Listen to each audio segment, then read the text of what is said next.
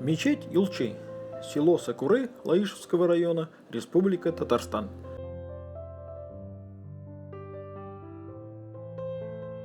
Юлчи в переводе с татарского языка означает «путник». И действительно, стоянка при мечети редко бывает пустой.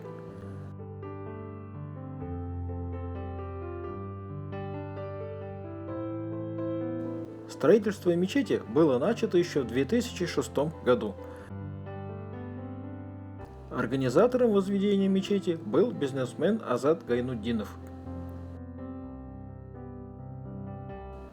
Открытие мечети состоялось 14 сентября 2013 года.